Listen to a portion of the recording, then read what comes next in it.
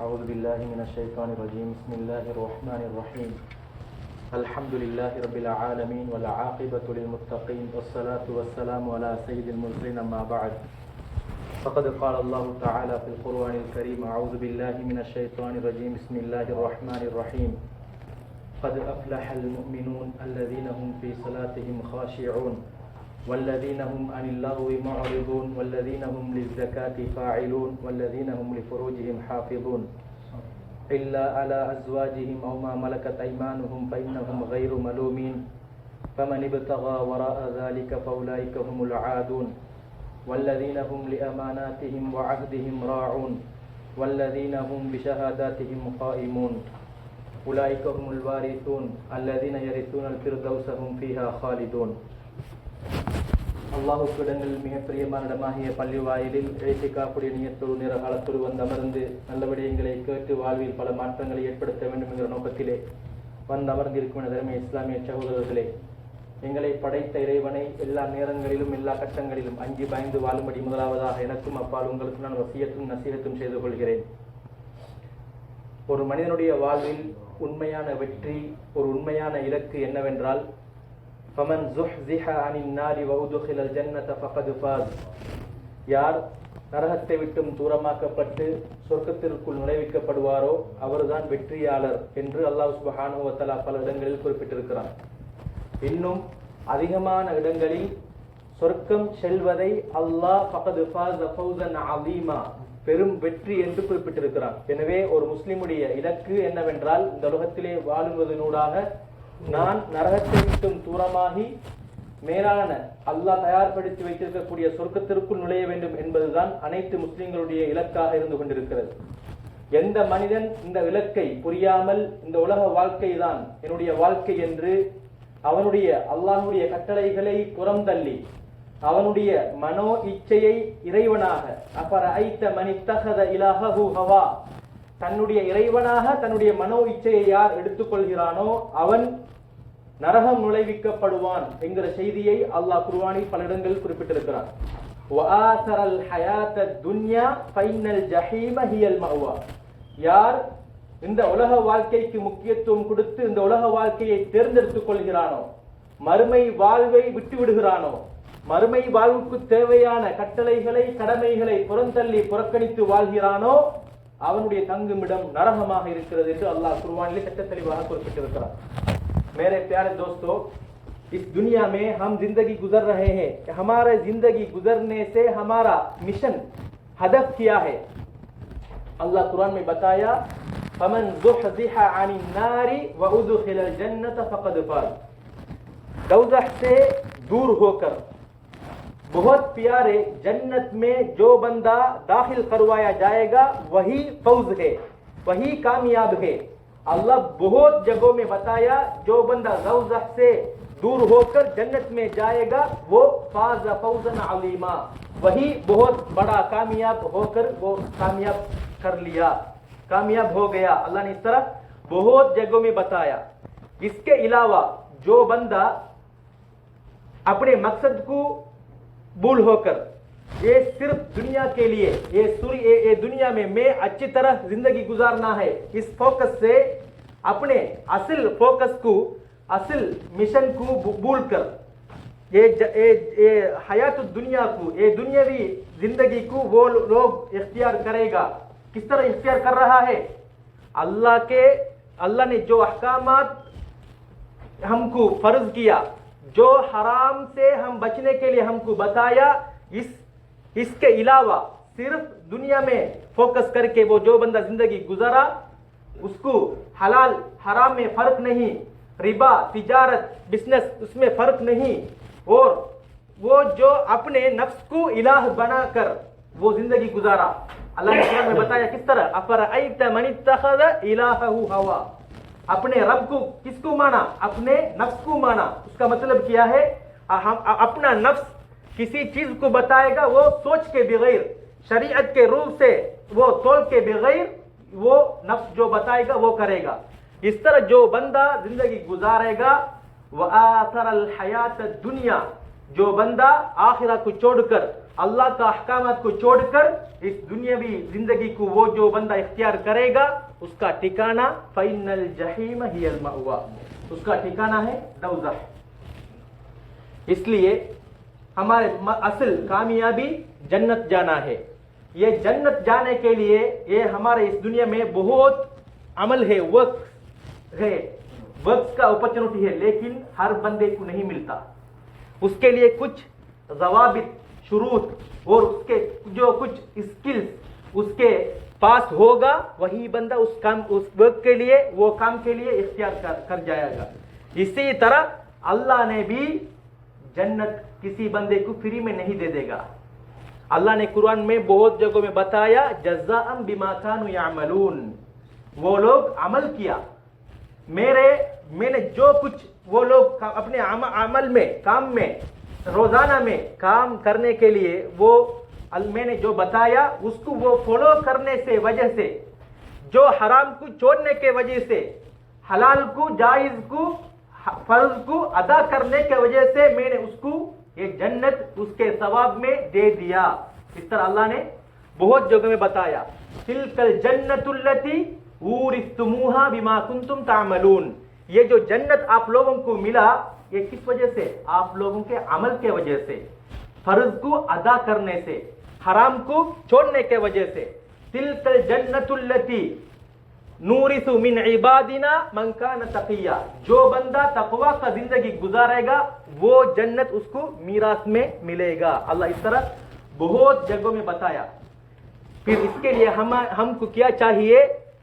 عمل۔ ہمارا زندگی میں فرض کو ادا کرنا ہے، حرام کو چھوڑنا ہے، محرمات کو اللہ نے جو چیز حرام قرار دیا اس کو چھوڑنا ہے بالکل۔ اللہ نے جو عمل ہم کو لانے سے بتایا وہ عمل ہمارے زندگی میں لانا ہے۔ اس کے لیے ہم کیا کرنا چاہیے؟ ہمارے دل کو صاف کرنا چاہیے۔ پہلا اس کا صاف میں پہلا آ جائے گا ایمان۔ کس بندے یعنی ایمان کس کو بولتے ہیں؟ ہم ہمارے نظر میں، آنکھ میں نہیں دیکھا لیکن قلب میں، دل سے ہم اس کو مان لیا۔ ہمارے موت کے بعد ہمارے لیے ایک دوزخ والا یعنی عالم البرزخ، برزخ والا ایک قبر والا زندگی ہوگا، اس میں ہمارے لیے حساب کتاب کیا جائے گا۔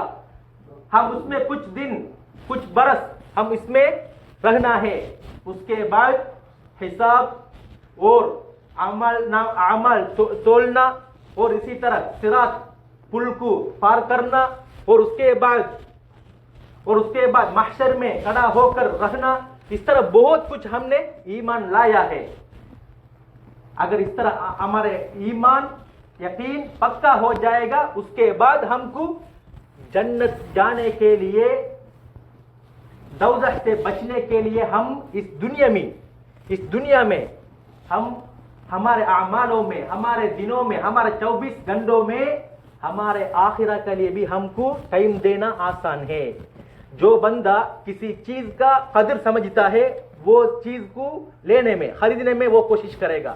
اسی طرح جو بندے کو آخرہ کا سمجھ، آخرہ کا علم، آخرہ میں کیا ہوگا، ہم کس میں جانا ہے کس میں نہیں جانے ہیں، اس طرح جو بندے کے دل میں اچھی طرح اتر گیا پھر اس کو پتا ہے اس دنیا میں میں زندگی گزرنے کے ساتھ ساتھ میرے ٹائموں میں، ہمارے دنوں میں، ہمارے 24 گھنٹے میں اللہ کے لیے بھی، میرے لیے بھی ٹائم نکالنا مجھ پر واجب ہے، مجھ پر ضروری ہے۔ اس طرح وہ سمجھ لے گا۔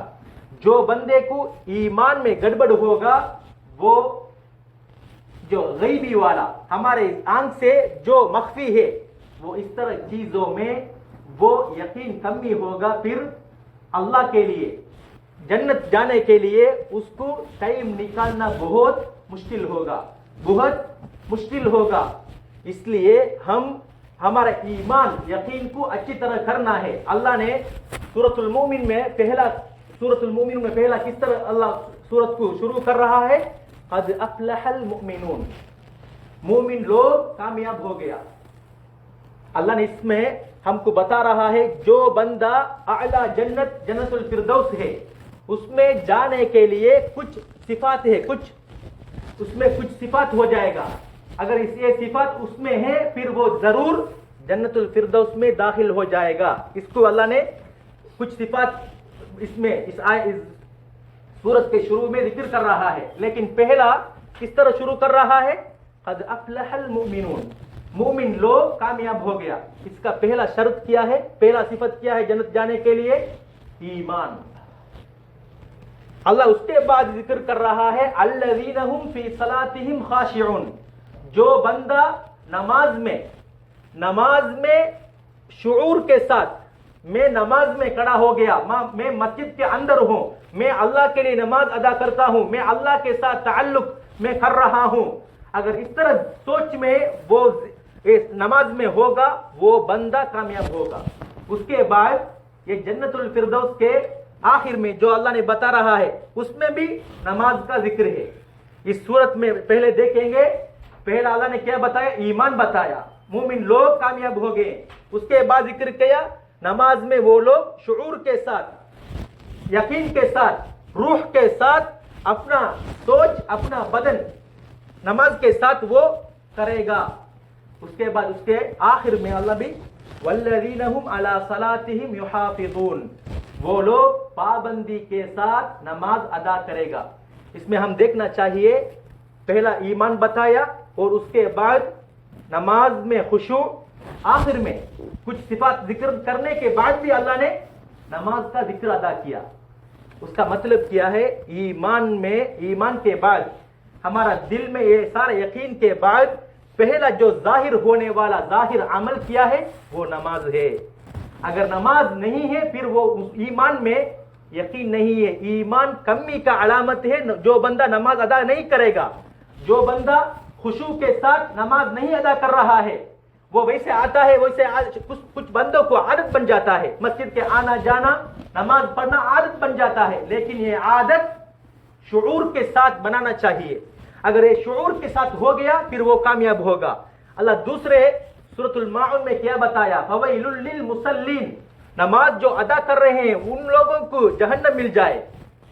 वो लोग किस तरह है? अल्लज़ीना हुम अन सलातिहिम साहून, वो लोग को नहीं पता मैं नमाज में खड़ा हो गया, वो उनका जिस्म सिर्फ मस्जिद के अंदर है लेकिन सोच दूसरा जगह पर है। इस तरह नमाज अदा करने से भी फायदा नहीं मिलेगा। अल्लाह इसमें हमको बता रहा है क्या? नमाज में शुऊर के साथ अदा करना है। और उसके बाद अल्लाह बता रहा है वल्लज़ीना हुम अनिल लग़वी मुअरिदून, जो चीज अपने लिए फायदा नहीं है वो लोग इस चीज में दखल अंदाजी नहीं करेगा। ये ईमान का सिफात है। वल्लज़ीना इज़ा मर्रू बिल्लग़वी मर्रू किरामा, अगर कोई चीज मेरे लिए फायदा नहीं है, वो उसमें प्यार कर रहा हूं, अगर मैं इसमें फायदा नहीं है फिर वो अपने को पता चल गया ये मेरा ईमान का मुश्किल है, ये मेरे लिए अच्छा नहीं है, ये मुझे फायदा नहीं है, फिर वो लोग उसको छोड़कर वैसे चला जाएगा। ये मोमिन का सिफात है। हम आजकल देखेंगे, हम मिन हुस्न इस्लामिल मर्ई तरकुहु मा ला यानी, एक बहुत बड़ा हदीस है, ये मुसलमान का इस्लाम अच्छा होने का अलामत क्या है? तरकुहु मा ला यानी, अपने लिए जो चीज अपने लिए फायदा नहीं है, अपने लिए मेरे लिए काम नहीं है, ये मेरा का काम नहीं है, अगर इस तरह पता चल गया उस चीज को छोड़ना, वो इस्लाम मुसलमान का इस्लाम वो अच्छा होने का अलामत है। கண்ணியத்துக்குரிய மேலானவர்களே, அல்லாஹ் சுப்ஹானஹு வ தஆலா எங்களுடைய வாழ்க்கைக்கு வெற்றி, நான் ஆரம்பத்திலே சொன்னது போல நரகத்தை விட்டு தூரமாக்கப்பட்டு சொர்க்கத்திற்குள் நுழைவனாக இருந்தால் இதுதான் என்னுடைய வாழ்க்கையுடைய வெற்றி. அல்லாஹ் சுப்ஹானஹு வ தஆலா சூரத்துல் முஃமினூனிலே ஜன்னத்துல் ஃபிர்தௌஸ் என்று சொல்லக்கூடிய ஆக உயர்ந்த சொர்க்கம் யாருக்கு கிடைக்கும் என்ற அந்த நபர்களுடைய பண்புகளை சொல்லும் நேரத்திலே அதில் ஆரம்பமாக சொல்கிறான், ஈமான் உள்ளவர்கள் வெற்றி பெற்று விட்டார்கள். ஈமான் என்றால் என்ன? நம்பிக்கை. நம்பிக்கை என்றால் என்ன? எந்த விடயத்தை நாங்கள் இதுவரை கண்ணால் காணவில்லையோ அவைகளை நாங்கள் அனைவரும் ஏற்றிருக்கிறோம், நம்பி இருக்கிறோம். அனைவருக்கும் கபருடைய வாழ்க்கை இருக்கிறது, ஆலமுல் பர்ஸாக் என்று சொல்லக்கூடிய கபருடைய வாழ்க்கை இருக்கிறது. அதில் சில விடயங்கள் நடக்கும், அதில் கேள்விகள் கேட்கப்படும்.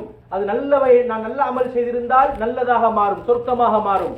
அந்த 6 அடி கபர், அந்த 6 அடி அகலமுள்ள 4 அடி 6 அடி ஆழமுள்ள 4 அடி அகலமுள்ள அந்த கபர் குழி பார்ப்பதற்கு எங்களுக்கு ஒரு குழியாக இருந்தாலும், அது நான் இந்த உலகத்திலே வாழும் பொழுது அல்லாஹுக்கு பொருத்தமான முறையில் வாழ்ந்திருந்தால் சொர்க்கமாக மாறும். அல்லாஹுக்கு மாற்றமான முறையிலுடைய நேரங்களை காலங்களை கழித்திருந்தால் நரகமாக மாறும். அப்படியெல்லாம் நாங்கள் நம்பியிருக்கிறோம். அதே போன்று ஒவ்வொரு மனிதனுக்கும் மஹ்ஷருடைய மைதானம் என்று சொல்லக்கூடிய அந்த செம்பு தரையிலே நிற்க வேண்டி வரும். அதிலே சூரியன் ஒரு ஜான் அளவுக்கு நெருக்கமாக கொண்டு வரப்படும். அதில் ஒவ்வொருவரும் அவர்களுடைய பாவங்களுக்கு ஏற்ப மிதந்து கொண்டிருப்பார்கள். அதற்கு பின்னால் அல்லாஹ் கேள்வி கேட்பான். எங்களுடைய அமல்கள் எல்லாம் நெருக்கப்படும். அதற்கு பின்னால் சிராத் என்று சொல்லக்கூடிய பாலத்தை கடக்க வேண்டும். அதற்கு பின்னால் அல்லாஹ் எங்களுடைய பட்டோலையை வலது கரத்தில் தந்தால் சொர்க்கம், இடது கரத்தில் தந்தால் நரகம் என்கிற விடயங்கள் அனைவற்றையும் நாங்கள் நம்பியிருக்கிறோம். இதற்குத்தான் பெயர் நம்பிக்கை. இந்த உலகத்திலே வாழும் பொழுது எனக்கு ஒரு பொருளுடைய பெருமதி தெரிந்தால்தான், அல்லது நான் செய்கின்ற வேலைக்கு இன்ன கூலி எனக்கு கிடைக்கும் என்று தெரிந்தால்தான், அது கஷ்டமான வேலையாக இருந்தாலும் நாங்கள் அதனை பராமுகமாக நினைத்து நாங்கள் என்ன செய்கிறோம், எங்களுக்கு கிடைக்கின்ற அந்த 15 மானுக்காக வேண்டி நாங்கள் என்ன செய்கிறோம், 8 மணித்தியாலத்தை பொருட்படுத்தாமல் வேலை செய்கிறோம். ஏன்? எனக்கு இந்த வேலையை செய்தால் எனக்கு கிடைக்கின்ற வெகுமதி பெருமதியானது என்பதை தெரிந்ததனால்தான். எனவே இதே போன்றுதான் அந்த மறுமை வாழ்விலும் எனக்கு கிடைக்கின்ற வெகுமதி சொர்க்கம் என்று தெரிந்தால்தான், அந்த நம்பிக்கை பூரணமான முறையில் இருந்தால்தான், இந்த உலகத்திலே வாழும் பொழுது காணாத அந்த மறுமை வாழ்வுக்காக சொர்க்கத்திற்காக எனக்கு இந்த 24 மணித்தியாலத்திலும் அல்லாஹுக்காக வேண்டி எனக்கு நேரத்தை ஒதுக்க முடியும். எனக்கு சுபஹ் நேரத்தில் எழ முடியும். துஹுருடைய நேரத்தில் எனக்கு கொஞ்சம் 5 மணி ஒரு 5 நிமிடத்தை எனக்கு துஹர் தொழுகைக்காக வேண்டி ஒதுக்க முடியும். இரவு நேரத்தில் எனக்கு மக்ரிபுக்காக வேண்டி வர முடியும், இஷாவுக்காக வேண்டி வர முடியும் என்று யாருக்கு வர முடியும்? இதெல்லாம் யாருக்கு செய்ய முடியும்? கண்ணியத்துக்குரியவர்களே, யாருடைய ஈமான் பரிபூர்ணமான முறையில் இந்த நம்பிக்கையில் ஸ்ட்ராங்காக இருக்கிறதோ இவருக்குத்தான் செய்ய முடியும். இந்த இடத்திலே அல்லாஹ் சுப்ஹானஹு வ தஆலா ஜன்னத்துல் ஃபிர்தௌஸ் கிடைக்கக்கூடிய அந்த மனிதர்களுடைய பண்பிலே முதலாவதாக சொல்கிறான், அவர்கள் தொழுகையில் தொழும் பொழுது உணர்வோடு தொழுவார்கள். இந்த ஜன்னத்துல் ஃபிர்தௌஸ் கிடைக்கும் அந்த பண்புகளில் முதலாவதாக குறிப்பிடுகிறான், இந்த மூமின்கள் எப்படி தொழுவார்கள்? உணர்வோடு தொழுவார்கள். நான் இருக்கிற இடம் பள்ளி வாசல், என்னுடைய உடம்பும் சிந்தனையும் ஒரே நேரத்தில் அல்லாஹுக்காக நான் நிற்கிறேன், அல்லாஹுடன் என்னுடைய தொடர்பை நான் ஏற்படுத்திக் கொண்டிருக்கிறேன், நான் அல்லாஹுவை நெருங்கிக் கொண்டிருக்கிறேன் என்கிற உணர்வு அவருக்கு இருந்து கொண்டிருக்கும். அவர் தொழுகையுடைய நிபந்தனைகளை பரிபூர்ணமாக நிறைவேற்றிக் கொள்வார். தொழுகையில் இருக்கக்கூடிய முக்கியமாக செய்ய வேண்டிய கடமைகளை பரிபூர்ணமான முறைக்கு செய்வார். யார்? இந்த நம்பிக்கை உடையவர். இந்த சூரத்தினுடைய இந்த ஜன்னத்துல் ஃபிர்தௌஸ் கிடைக்கும் என்று சொன்ன இறுதி ஆயத்திலே அல்லாஹ் எப்படி குறிப்பிடுகிறான்? வல்லதீனஹும் அலா ஸலவாத்திஹிம் யுஹாஃபிதூன். இவர்கள் ஜும்ஆவுக்காக வேண்டி மாத்திரம் வரக்கூடியவர்கள் அல்ல. இவர்கள் வெறுமனே இஷாவுக்கு மட்டும் வரக்கூடியவர்கள் அல்ல. இவர்கள் தொழுகையை பேணி பாதுகாத்து தொழுது வரக்கூடியவர்கள். அல்லாஹ் இதனிலே ஸ்ட்ராங்காக சொல்லிவிட்டான். தொழுகையை தொழும்பொழுது எப்படி தொழுவார்கள்? உணர்வோடு தொழுவார்கள், இஹ்லாஸோடு அல்லாஹுக்காக வேண்டி மாத்திரம் தொழுவார்கள். அதே போன்று தொழுகையை தொழும் விடயத்தில் அவர்கள் மூலமாக விடுபட மாட்டாது தொழுகைகள் தொடர்ச்சியாக தொழுது வருவார்கள் என்று அல்லாஹ் குறிப்பிடுகிறான். எனவே ஜன்னத்துல் ஃபிர்தௌஸ் கிடைக்க வேண்டும் என்றிருந்தால் தொழுகையை உணர்வோடு தொழ வேண்டும், தொழுகையை தொடர்ச்சியாக தொழ வேண்டும் என்கிற விடயத்தை அல்லாஹ் இங்கே குறிப்பிட்டிருக்கிறான். அது மாத்திரமல்ல கண்ணியத்துக்குரிய மேலானவர்களே, வல்லதீனஹும் அனில் லஹ்வி முஅரிதூன். எந்த விடயத்தில் தனக்கு எந்த விதமான பிரயோஜனமும் இல்லையோ அப்படிப்பட்ட வீணானவைகளை அவர்கள் கவனம் செலுத்த மாட்டார்கள். அப்படிப்பட்ட வீணான காரியங்களில் அவர்கள் கவனம் செலுத்த மாட்டார்கள். எந்த விடயம் எனக்கு தகுதி இல்லையோ, அது என்னோடு சம்பந்தம் இல்லையோ, அதில் எனக்கு எந்த விதமான பிரயோஜனமும் இல்லையோ அப்படிப்பட்ட காரியங்களில் கவனம் செலுத்த மாட்டார்கள். அல்லாஹ் மூமின்களுடைய அந்த ஜன்னத்துல் ஃபிர்தௌஸுக்கு செல்லக்கூடியவர்களுடைய பண்பை இன்னொரு சொல்லும்போது சொல்கிறான், வல்லதீன இதா மர்ரு பில்லஹ்வி மர்ரு கிராமா. அவர்கள் செல்லுகின்ற நேரத்திலே, அவர்களுடைய அந்த வாழ்க்கை பயணத்தில் நடந்து கொண்டிருக்கும் நேரத்திலே ஒரு வீணான ஒரு விடயத்தை கண்டால், அது தனக்கு பிரயோஜனம் இல்லை, இது என்னுடைய காரியம் அல்ல, இது என்னோடு சம்பந்தப்பட்டதில்லை என்று தெரிந்தால் அவர்கள் அந்த இடத்தை விட்டும் கண்ணியமான முறையில் நகர்ந்து சென்று விடுவார்கள். அதில் அவர்கள் கவனம் செலுத்த மாட்டார்கள் என்று சொல்கிறான்.